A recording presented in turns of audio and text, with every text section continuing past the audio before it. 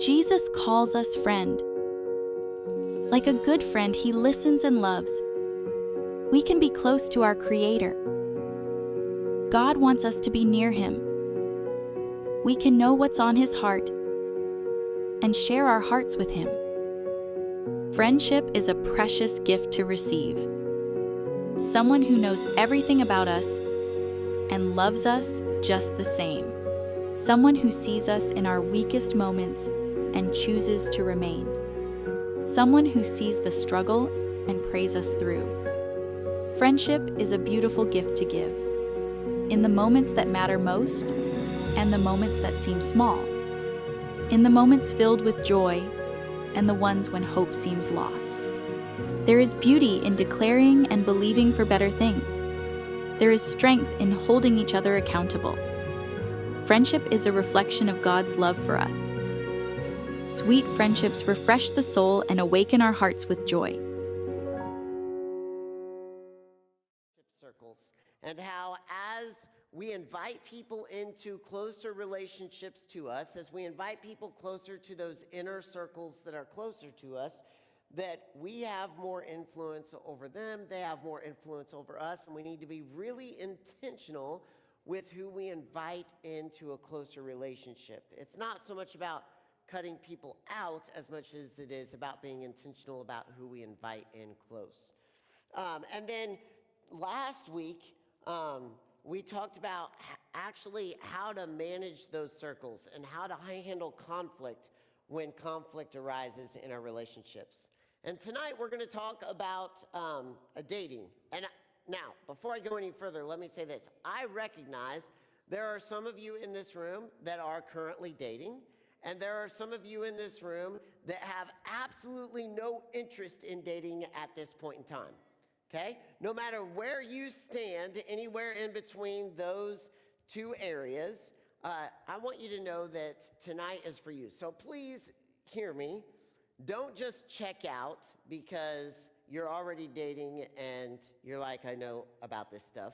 I know how to date. Or you're not dating and not interested in dating and you're like, this doesn't apply to me. Please hang with me because I think that what we talk about here tonight not only applies to dating, but applies to relationships in general. And so tonight is for you. So please hang with me. Now, here's something that's really important. You guys have heard me say this before, but I think it's really, really important to understand and grasp this as we talk about this area of dating. We have to read the Bible with the understanding that the Bible was not written to us. Let me say that again. We have to read the Bible with the understanding that the Bible was not written to us. Now, can we use its principles to guide and direct our lives? Absolutely. But when we approach the Bible, we have to understand the Bible was written to specific people in a specific time, in a specific culture, that were dealing with specific things. And if we don't look at all of that, then we miss part of the message of what the Bible is saying to us. Now, here's why I say that when it applies to dating, is because Jesus never once talked about dating. Jesus never gave us directions on how to date. Jesus never gave us directions on who to date. Jesus never even approached the topic of dating. And there was a very good reason for that. Because when the Bible was written, dating was not even around. In that time, marriages were all arranged, based not on romance at all, but simply based on the family survival. So here's what would happen. Imagine this, all right? You wake up, you're getting ready for school, it's the start of a new week, you're like, all right, I got a test today, got this and this and this and this and this to do, and your parents walk into the breakfast table and they sit you down and they say, we've been talking to Miriam's family. You're getting married next year. Yeah. Miriam, that girl that lives down the street. Our families have reached an agreement. You guys, excuse me, you guys are getting married. Or, we've been talking to Josiah's family, and you're going to marry Josiah. We reached an agreement, our families, and it's going to be best for both families if you marry Josiah. And that's what happened. That's the way marriages happen. And so Jesus did not talk about dating because dating did not exist. It was a completely different culture, a completely different time. And so the question becomes, how do we approach a subject from a godly point of view when it is not talked at all about in the Bible? How do we approach a subject biblically when it's not even mentioned in the Bible? And when we start to look at it from that perspective, we have to start looking at other things that were said that also apply to dating. And this is where what we've been talking about all month long comes in. Jesus didn't talk about dating, but he did talk an awful lot about loving and honoring others. And when we look at how Jesus talked about how we should treat other people in general, we realize that this is how we should treat people we're interested in dating, and that's how we should be treated in a dating relationship. Look at John chapter 13, verses 34 and 35. This is one of my favorite Bible verses. A new commandment I give you, love each other. Just as I have loved you, so you also must love each other. This is how everyone will know you are my disciples, when you love each other. This is the message that Jesus gave again and again and again and again. We see him say, go love each other.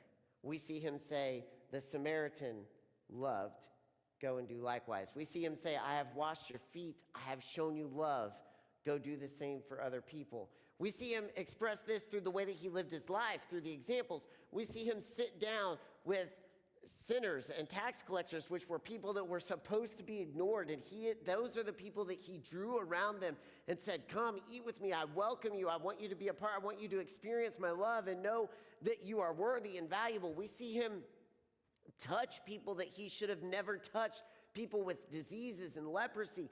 We see him show love in incredible, incredible ways. And when the Pharisees came to him and they said, Jesus, what's the most important commandment? What's the most important thing that we can do? Like, if there's one thing we need to focus on, what is it? And the Pharisees in this moment were trying to trap Jesus. And Jesus said this in Mark chapter 12, verses 29 and following.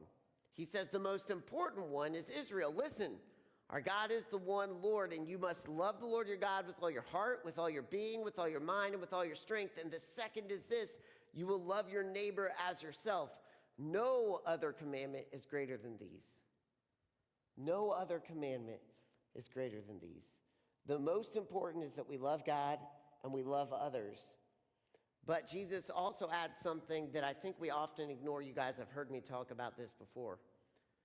Love your neighbor as yourself. God calls us also to love ourselves. And I think sometimes we get so excited about a dating relationship that everyone around us is going, red flag, red flag, red flag, red flag, red flag, red flag. And we fail to see and set boundaries that allow us to love ourselves well. And Jesus says, if we're going to love other people, let's love other people, love God, and love ourselves and protect ourselves.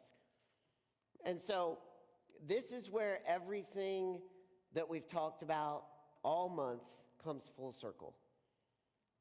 When we love God well, and we love others well, and we love ourselves well, now we can start to be intentional in a dating scenario about who we invite into those inner circles. Here's the way I thought about it as I approached this. Like, this is the big group of people. Like, these are the people that are all around you all the time. The people, like we talked about last week, this large group of people where you can look and you can observe and you can see these are people that are around us. Possible friendships, possible relationships. We observe how they behave. Now, there are some people in this group that you might possibly be interested in, whether that's being a friend like we talked about last week, or whether that's someone you might be interested in dating at some point. And that's where they fall into this red circle. People you think, you know, I might like to get to know that person a little bit better. And so you may spend some more time around them in the hallways. You may start talking to them a little bit. You may invite them in, not super close, but maybe just a little bit closer. And then out of those people, there may be some people that you are even more interested in, some friendship circles or some dating relationship people that you might even be like, okay, like they meet some more criteria. And we'll talk about the criteria here in a moment. They meet some more criteria. And so maybe you start to hang out with them in groups. This is how I got to know Kirsten really well. Like, I think I was talking to Elise about this. Every Sunday night, our group of friends would go bowling. And we would go to this old bowling alley in Cincinnati, Ohio, every single Sunday night. And I made sure that on every single Sunday night, I was sitting next to Kirsten, and I could get to know her a little bit better. I could talk to her more. I could get to know her likes and her dislikes and just kind of the way that she lives her life. Hang out in groups. And then out of that group, there may be people that meet your criteria. And notice, like, we're getting closer and closer. Like, there's criteria that people have met all the way down. And those people may meet your criteria, and you may date them individually. And so the question becomes, how do we decide who should move from circle to circle to circle to circle? How should we decide at the end of the day who is someone that is really worth dating? Or if you want to just apply this to friendships, this applies to friendships too. How do we decide who is someone that is worth like being best friends with? How do we decide who is worth intentionally inviting into a relationship where you are more vulnerable? You have to know some traits and personality characteristics in the people that you might want to date, in the people that you might want as best friends. And so I wrote down some questions. What qualities do you want in a future person that you might date? What kind of relationship with Jesus do you want them to have? What fun activities do you want them to enjoy? What are some things that you're like, this is fun for me, and I think it'd be awesome if they enjoyed this as well? How do you want them to treat your friends and family? What are some of the specific ways you want or do not want them to treat you? What are some things that you have observed in other relationships, in your parents, in your friendships, in your friends' dating relationships? What are some things that you're like, I never want to be treated like that? Or what are some things that are like, I want that. I want to be treated like that. If I can find that, that is a win. How do you want to be treated? How do you expect them to act when they're angry or frustrated? These are just 5 off the top of my head questions, and there are a ton more questions that we could ask in this moment, but the important part is this. As you observe all of your options for dating, you have in your mind some specific traits that are important in the person that you might want to date. See, I think often we don't think about this enough. I think often we immediately are like, that person, and we jump from an outer circle to an inner circle immediately. We don't know characteristics, we don't know how they act, we don't know how they behave, we're just like, that person, I'm gonna date that person. But what if we had a set criteria? What if we set some boundaries along the way to protect ourselves. We loved others as we love ourselves, and we said, all right, here are some characteristics that I want. Here are some things that I think are important. That would save us from some hurt along the way. And here's the beauty about a list like this, is that when you start to make a list like this, someone may make it to that center circle. You may date someone, and then you may break up. That's okay. That happens.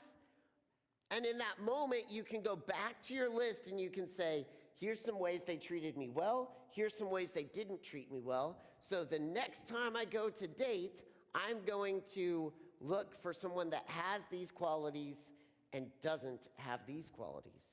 This list, these things that you, traits or characteristics that you want in someone that is in your future, is something that you can always change, you can always update, you can always be aware of. All right. I have two important things that I want to tell you tonight. That if you don't catch anything else, two things that I want to tell you tonight. The first is this. I'm not going to tell you when you should start dating. That is for you to decide. That is a conversation to have with your parents. Whether you start dating in middle school, whether you start dating in high school, whether you start dating in your 20s or 30s, no matter when you start, if you decide, I never want to date, I just want to be single, listen, all of that is okay. There is no right or wrong when it comes to a time to start dating. That is a conversation to be had with your parents. That's a decision that you need to make on your own timeline with your parents' input. Here's the other thing, and this is one of the most important things, if not the most important thing that I can tell you tonight. I grew up in 90s Christian culture. And when dating was talked about in 90s Christian culture, it went something like this. If you mess up, then you have destroyed yada, yada, yada. Then you are no longer good, pure, right, whatever. That's all hogwash. That's a joke. Hear me. You may make some mistakes along the way. And guess what those are? Mistakes that are covered by the blood of Jesus. It doesn't mean that you're damaged goods. It doesn't mean that you are ruined. It does not mean that you have destroyed your future marriage. It does not mean that you are just destined for mediocrity. It doesn't mean that you have destroyed anything. What it means is you made a mistake. It happens. And Jesus went to the cross. He gave his blood. He offers us grace because we've made mistakes. Don't ever believe the lie that a mistake defines you. And it's such an easy thing to do in dating relationships. The message has been sent too long that the mistakes we make in dating relationships define who we are now and define our future. That's hogwash. The truth is, they're mistakes. We learn from them. We do better in the future. We try to improve. And we move forward knowing that we're loved deeply. Knowing that Jesus came to earth and he said, I've got to come get you because you are so worthy, you are so loved, you are so valuable. Your mistakes don't define you. Your mistakes don't define your future. Your mistakes don't define your future relationships. Your mistakes don't define your future marriage. So please hear me. That message has been said too much, too often, for too long. And it's just not true. Jesus came and offered you grace to say that all of humanity is making mistakes. And he gives us the opportunity to move forward. You are loved. You are valuable. You are whole just because you are you. Just because God created you to be the person that you are right now in 2026. You are loved. And when we date intentionally and we follow basic principles, we can recognize, man, how Jesus' love gives us the opportunity to go on dates and learn along the way of characteristics that we don't want and characteristics that we do want, and opportunities to make a list of qualities, opportunities to set boundaries and protect ourselves, opportunities to be vulnerable and invite people into closer relationships with us. All of this happens when we intentionally invite people into closer relationships. When we intentionally invite people into closer relationships. All right, so quick recap, just to bring it all back together. Quick recap right here. Jesus' basic principles for relationships in general applies to dating. These are Jesus' basic principles for relationships across the board. Whether you're talking about friends, whether you're talking about family, whether you're talking about dating relationships, that's this. Love God, love others, love yourselves. Love God, love others, love yourselves. Create solid boundaries so that you can show love to yourself. Protect yourself. 2, be intentional about who you date. Have a list of things you want and you don't want in a person that you might date. And continually adjust and update that list. And number 3, allow God's grace to cover your mistakes. They're mistakes. God's grace covers them.